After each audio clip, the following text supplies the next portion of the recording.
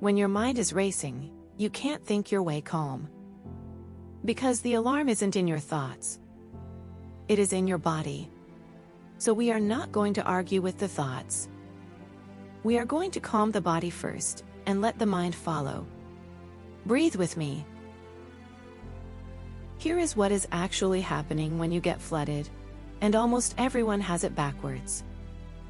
The thinking part of your brain, the part right behind your forehead, goes partly offline. The older alarm part takes the wheel. That is why telling yourself to just calm down never works. You are handing a thinking instruction to a brain that, in that exact moment, has turned the thinking part down. So you spiral. You snap at someone you did not mean to. You lie awake at 2 in the morning running the same loop you have run 100 times. Your heart picks up, your chest gets tight, and the harder you try to think your way out, the tighter the loop pulls. It is not a willpower problem. It is an order of operations problem, and almost everyone runs it upside down.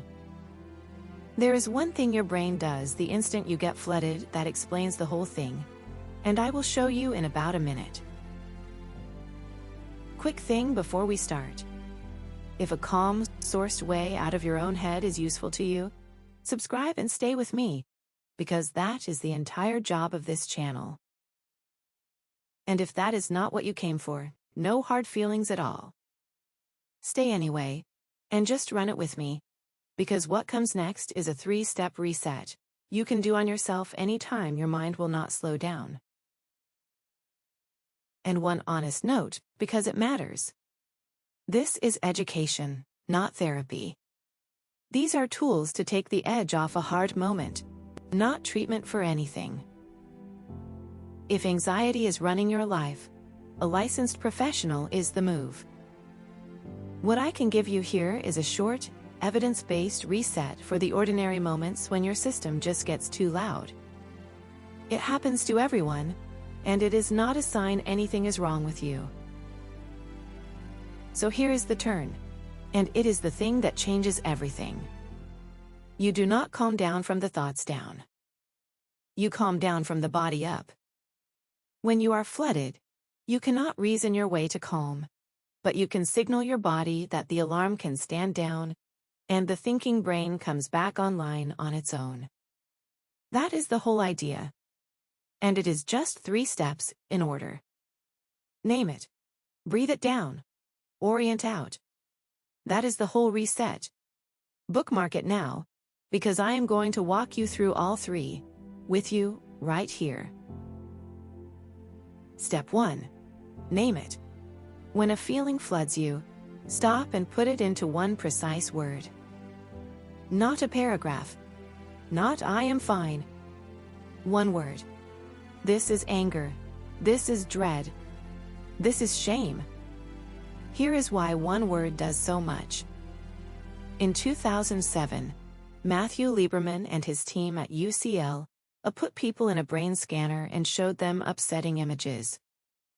When people labeled the feeling with a single word, the amygdala, the brain's alarm, turned down, and the prefrontal cortex, the part that thinks, turned up.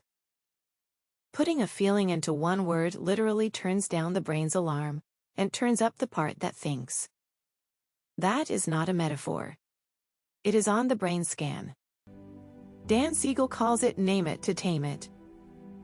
And here is the strange part the research is clear about.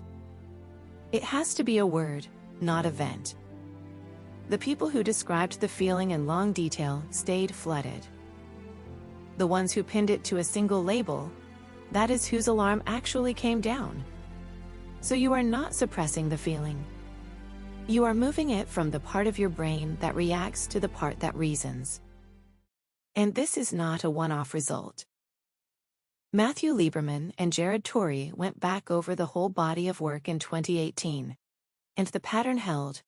Putting feelings into words is a real, if quiet, way to turn the volume down. Step 2. Breathe it down. And the move here is specific, because most people get it backwards. 2 inhales through the nose. A full breath in, then a second short sip of air at the top to fully inflate your lungs. Then the long part. A slow, complete exhale through the mouth, longer than the inhale. Here is the part most people get wrong. It is not the inhale that calms you. It is the exhale. In 2023, a Stanford team, Lieberman, Siegel and Lieberman, tested this directly. Just 5 minutes a day of this exhale-focused breathing beat mindfulness meditation for lifting mood and lowering arousal over a month. The long exhale is the break. It slows your breathing rate and signals the body that the alarm can come down. You are not thinking yourself calm. You are breathing the body down. 2 in, 1 long out. That second short sip at the top matters, because it reopens the air in your lungs, so the long exhale has something to work with. Step 3. Orient out. A racing mind runs on attention, so we are going to take its fuel. Look up, and name 5 things you can see. Actually name them. Then 4 things you can hear. 3 things you can feel touching your skin. 2 things you can smell.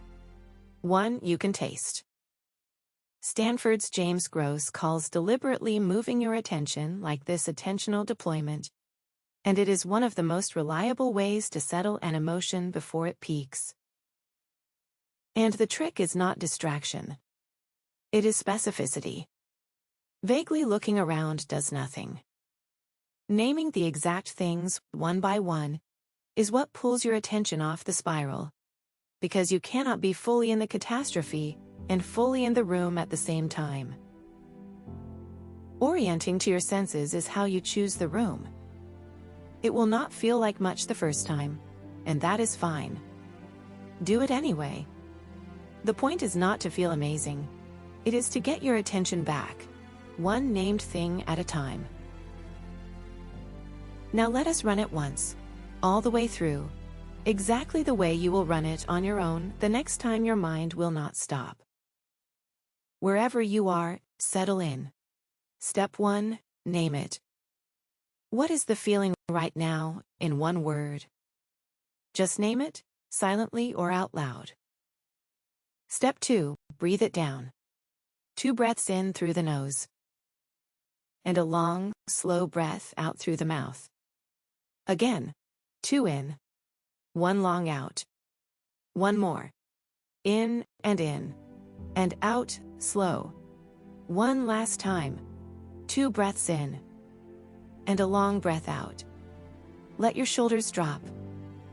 Step 3, orient out. 5 things you can see. Name them. 4 things you can hear.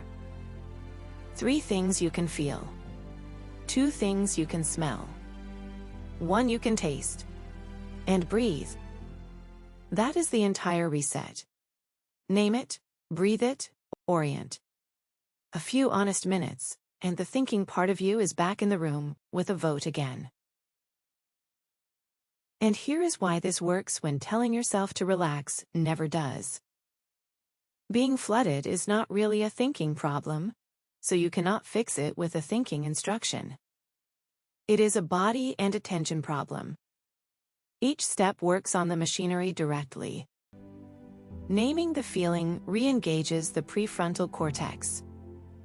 The long exhale lowers the physical arousal that is driving the alarm. Orienting redirects the attention the spiral feeds on. You are not faking calm and you are not rewiring anything. You are working from the body up, settling the alarm so the thinking part of you can come back online. That is why the order matters, and that is why it works on a day when willpower simply will not. None of this is magic, and none of it is permanent. The calm is something you earn again each time, which is exactly why you can run it again tomorrow. So here's the whole thing, and you can run it any time your mind will not shut off, for the rest of your life. 3 steps, in order. Name it in 1 word. Breathe it down. 2 in, 1 long out. Then orient out. 5 things you can see.